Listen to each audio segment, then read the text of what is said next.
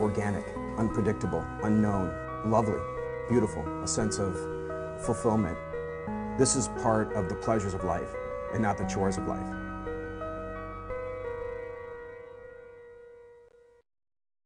Coming up on Daily Iowan TV, hear about a UI employee who allegedly stole more than $10,000 from the UIHC.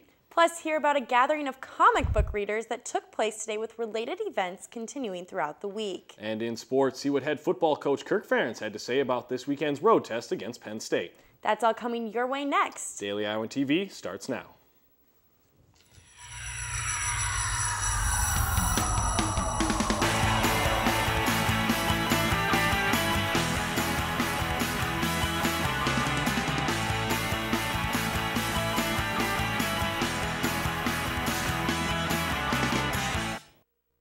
Thanks for tuning into your Tuesday edition of Daily Iowan TV, your television news, sports, and weather source for the Daily Iowan. I'm Megan Grody. And I'm John Dedcott. A Solon woman is facing felony charges after allegedly using a University of Iowa Hospitals and Clinics procurement card for personal purchases. 37-year-old Deborah Sukamel, a program manager for the UIHC, is accused of first-degree theft after she spent $12,000 over a 3-month period starting last January. First-degree theft is a Class C felony punishable by up to 10 years in prison and a maximum fine of $10,000. The UI Libraries hosted an event in the main library today that gave comic book readers an opportunity to get together and share their thoughts and experience with comics. Attendees, most of whom were older, reminisced about old Archie comics and other classics. Comic book writer John Ira Thomas discussed his personal experiences collaborating with artists on comics he has worked on in the past. Every artist is different. I worked with 4 different artists on different projects, and with Jeremy in particular, my standard thing is I write in a screenplay format rather than in a traditional comic script format. Comic script format tends to be panel 1, panel 2, panel 3. I don't have any brain for layout. I leave it to the expert. The group also discussed the evolution of the comic book industry in recent decades. When I worked in shops in the early 90s, and that was when some of, I guess, the commercialization of comics was at its height, not just the gimmicks, but the real consumer frenzy. Martinick is also in charge of purchasing new comics for the UI library, and she encourages anyone with suggestions to fill out a request form. There are several more comic book related events coming up this week. Check out the link at the bottom of your screen for more details. And the University of Iowa furthered its reputation as a literary hotbed as the UI Press announced its release of Peter Selgin's 3rd book, Confessions of a Left-Handed Man. Selgin, who is currently a visiting professor of creative writing at St. Lawrence University in New York, published his first book, Drowning Lessons, in 2008. This compilation of short stories was awarded a Flannery O'Connor Award for short fiction. Selgin's 2nd book, an autobiographical novel entitled Life Goes to the Movies, was published in 2009. Still to come on Daily Iowan TV, learn about a new student group known as the Health Ninjas. And in sports, James Vandenberg is looking for his first win on the road this weekend. We'll catch up with him to get his thoughts on Penn State. But first, Daily Iowan TV's Christina Targos joins us in the studio for a look at your local weather forecast. Christina? Thanks, guys. It looks like we'll see some unusually warm October temperatures this week. Your morning walk to class might be a little chilly Wednesday, as we will see temperatures in the mid-50s. It should warm up by lunchtime, though, with a midday high of 80. And in the evening, it will cool down with temps in the lower 60s around midnight. In the extended forecast, Thursday looks to be another warm one, with a high of about 83. Expect temperatures to remain in the 80s with clear sunny skies as we make our way through the weekend. However, it will cool down a bit early next week, and you can expect a slight chance of showers beginning Sunday night into Monday. That's your check of the weather. Back to you at the desk. Thanks, Christina. And officials with University of Iowa Student Health are asking students to nominate their healthy friends to be health ninjas. What it does is it recognizes that students play an important role in the UI community of keeping people healthy. The goal of the Health Ninjas is to influence other students to incorporate healthy habits into their daily lives. To be nominated by someone to become a health ninja. So research has shown that generally if people nominate themselves to be a good leader of a program, it generally doesn't work. So that's why we have people nominate someone. The Health Ninjas are revamping their program and are anticipating a name change in the near future. For more information on this program and its updates, check out the website at the bottom of your screen. A University of Iowa student is facing charges after an incident early Tuesday morning. 18-year-old Zachary Hinton is being charged with possession of controlled substance after a security guard observed him smoking and passing a pipe on the patio outside a Mayflower residence hall. Hinton smelled of alcohol and admitted to drinking, and a baggie with half a gram of marijuana was discovered during a search. First offense possession of a controlled substance is a serious misdemeanor. And large houses are synonymous with university Greek life, but University of Iowa fraternities and sororities are having a more difficult time obtaining physical house structure.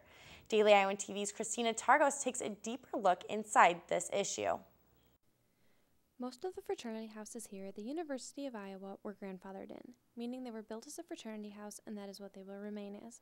For new fraternities trying to establish themselves on campus, and even established ones though, this presents an issue as they have not had a physical structure built for them.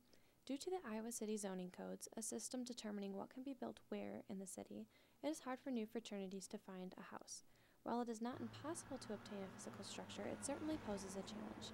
There are 4 zones in which Iowa City allows what is called fraternal group living. Fraternities have a few options for obtaining a physical structure, like building on a vacant lot or turning an existing apartment complex into a fraternity house, but these options are often too expensive. Not all fraternities feel having a physical structure on campus, though, is the most important thing. The Men of Delta Tau Delta, a fraternity trying to establish itself on the UI campus, as of this year, has a different take on the matter. We focus our groups on getting the internal structure of their organization sound first, and then down the road maybe then worry about the physical structure. You know, we want to, the physical building doesn't really run the chapter meetings or the activities that they do. The Men of Delta Tau Delta teach an important lesson that it isn't all about the house, but rather the people. Christina Targos, Daily Iowan TV. While having a physical house is a big part of Greek life, many fraternity and sorority members say that the friendships they create are more important. And now Daily Iowan TV Sports' Nick Robertson joins us at the desk. And Nick, I gotta say I enjoyed sleeping in this weekend, but I'm definitely looking forward to the game against Penn State. And to be honest, so are the players and the coaches. They're both very excited to get back out there. Coach Kirk Ferentz held his weekly press conference Tuesday afternoon in Iowa City. The head football coach was able to discuss how the team used their weekend off from action to move forward. Yeah, the bye week was a good period for us to get regrouped a little bit, tinker with a few things, and get a little rest and get some guys healed up. So move on now. And it just it seems like it's been a month since we've played. That's one thing that's kind of weird about it.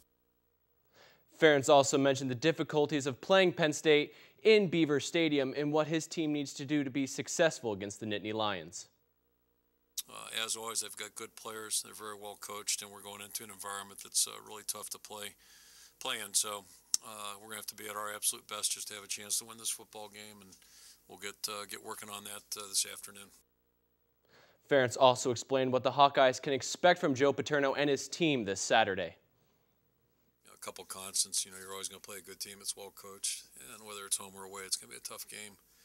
So you better play your best, and typically Penn State teams don't beat themselves. It's been that way 40+ years, and so you better be ready to play your best, and that's going to be the challenge for us this week. See if we can get there.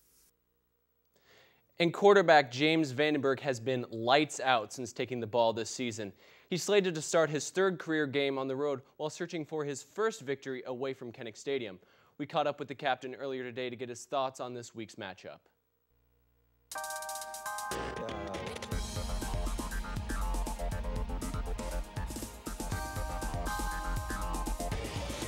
I mean, we've come out on top the last 3 years. I think that's all there really is to say about it. I mean, they've been great games, and it's just been 2 good teams on the field every year, and we've been fortunate enough to win those games, and we know it's going to be another challenge come this year. One on the road to Penn State. We haven't won a game on the road this year, so that's obviously going to be a challenge. Yeah, I think we realize what we're capable of, and we just want to keep building off that. In the bye week, I think we were able to do that, and now the week of preparation starts. For more info on the Ferentz-Paterno showdown in Happy Valley this Saturday, tune in to Daily Iowan TV Thursday night as Jake Abrams and Chelsea Byrne will be right here with another edition of Daily Iowan TV pregame. After the women's soccer team suffered its first loss to Michigan on Friday, the Hawkeyes bounced back with a win against Michigan State on Sunday. And freshman Loie Lacasse has had a big impact on the team this season. Daily Iowan TV's Iowan Simic tells us how the Canadian is transitioning into life in Iowa City. Freshman Loie Lacasse has had a big impact on the women's soccer team this season. The Ontario native is the top scorer with 10 goals and second in assists with 5 in 13 games, which has helped the Hawkeyes get off to a great start this season. Her choice for coming to Iowa was because she likes the Big Ten Conference and she believes that Iowa is a strong program. I think the Iowa program's been doing great this year. Like, we're definitely doing a big impact in the Big Ten because people didn't expect us to come out like this. So I think we're doing well and we have a pretty good future ahead of us. Her transition from Canada to Iowa City has been difficult, but she says her older teammates have helped to make it easier. A lot of the freshmen have come in and we have done an impact on the team.